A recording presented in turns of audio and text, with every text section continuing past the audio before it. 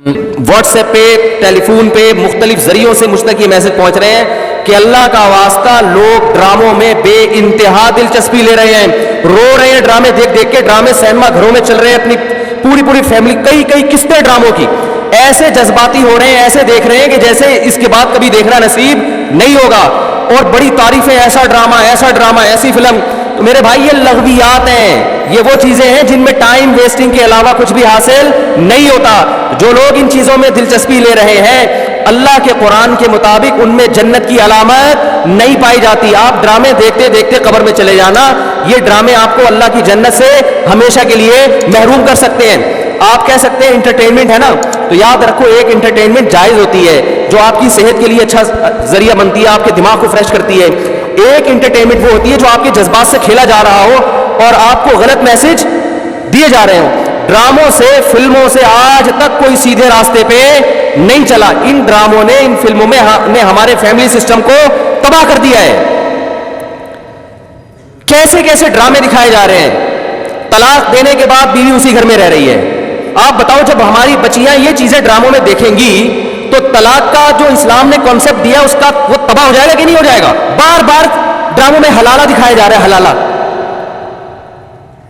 تو کیا میسج جائے گا ان جوان لڑکیوں اور لڑکوں کو جو یہ سب چیزیں دیکھ. مجھے ایک بات بتاؤ, میرے ایک دفعہ بیان شروع ہوئے, کچھ وقت میں نے طلاق کا جائز طریقہ بیان کیا تھا, اسلام نے جائز طریقہ کیا ہے. میں نے 2-3 قسطیں ریکارڈ کروائیں, کمپلیٹ کیا, اس کے بعد 1 سال تک موضوع نہیں چھیڑا.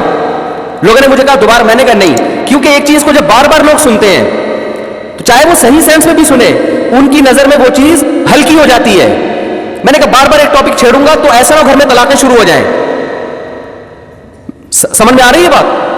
اور بھائی ایک چیز کتاب کی حد تک شریعت نے بتا دی, ایک دفعہ بتا دی, بار بار اسی کو, تو کیا ہوتا ہے, آپ ایک چیز کو بار بار جب سنو گے, جو چیز انسان بار بار سنتا ہے زبان پر وہ ہلکی ہو جاتی ہے. میں نے کہا اس سے گھروں میں طلاق کا ریشو بڑھنے کا خطرہ کم نہیں ہوگا, ایک چیز کو بار بار ریپیٹ کیا جائے. تو بتاؤ ڈراموں میں بار بار طلاقیں دکھائی جا رہی ہیں کہ نہیں دکھائی جا رہی ہیں؟ فلاں کے پھٹا ہوا, اس نے اس کو طلاق دے دی, ڈیورس پیپر بھیج دیے, وہ طلاق دے گا, اس نے وہاں شادی کر لی, ادھر طلاق لے لی, ادھر آگے حلالہ ہو گیا, فلانا ہو گیا, ڈمکانا ہو گیا. جب یہ چیزیں گھروں میں چلیں گی, آپ کو کتنا ہی اچھا ڈرامہ لگے, تو یاد رکھو آپ کی نسلیں تباہ ہو جائیں گی. مائیں بچیوں کو سکھاتی تھی, بیٹا ڈولی جا رہی ہے تو اب جنازے کی کھٹولی آئے گی واپس. بتاتے تھے نہیں بتاتے تھے؟ ہم تو بچپن میں سنتے تھے, بھائی ڈولی جا رہی ہے اب جنازے کی کھٹولی آئے گی, طلاق لے کے نہیں آنا. ہاں جہاں جائز طلاق ہے ہم تو کہتے ہیں کہ وہ جائز ہے, اس میں اتنا ظلم جائز نہیں ہے کہ بچی کو بیڑا غرق کر دیا اور پھر بھی آپ علیحدگی, لیکن اصول تو یہی ہے نا کہ یہ بری چیز ہے. جب بار بار کلچر میں یہ چیز دکھائی جائے گی, شوہر نے تھپڑ مارا بیوی کو, وہ عدالت چلی گئی خلا لینے کے لیے. ہر گھر میں تھپڑ بھی ہوتا ہے, ہر گھر میں گالی گلوچ بھی ہوتا ہے, یہ تو نارمل چیز ہے. تھپڑ مارنا صحیح نہیں ہے, اچھا کام نہیں ہے کہ شوہر بیوی پہ ہاتھ اٹھائے, لیکن سب کچھ ہوتا ہے گھروں کے اندر, وہ بعد میں سب سیٹ ہو جاتا ہے. لیکن ڈراموں میں جب دکھایا جائے گا شوہر نے بیوی پہ تھپڑ اٹھایا, ہاتھ اٹھایا اور وہ چلی گئی عدالت سے خلا لینے, تو کل کس مرد نے غصے میں کسی عورت پہ ہاتھ اٹھا لیا تو وہ عدالت کا دروازہ نہیں کھٹکھٹائے گی کیا؟ اس تھپڑ کی تلافی 100 دفعہ ہو سکتی ہے, مرد منا سکتا ہے, لیکن عدالت سے ڈیورس ہوگی اس کی تلافی نہیں ہوگی. مرد کے دل میں نفرت پیدا ہوگی, اس سے مجھ سے طلاق کیوں مانگی, کیوں گئی ہے ڈیورس لینے کے لیے, بچے تباہ برباد ہو جائیں گے. تو ان ڈراموں سے فیملی سسٹم کو جوڑا نہیں جا رہا, جوڑ کے نام پہ توڑا جا رہا ہے. اور میں نے اپنے دوست سے پوچھا, میں نے کہا یہ چیزیں تو فلموں میں پہلے زیادہ دکھائی جاتی تھی, تو ڈراموں پہ اتنا شور کیوں؟ انہوں نے بڑی پوائنٹ کی بات کی. انہوں نے کہا کہ فلموں میں جو چیزیں دکھائی جاتی ہیں وہ نارمل ماحول سیٹ کر ہوتی ہیں, ڈرامے کا مطلب یہ ہوتا ہے کہ جو گھروں میں ہو رہا ہے وہ دکھایا جائے. اس کو لوگ زیادہ اڈاپٹ کرتے ہیں.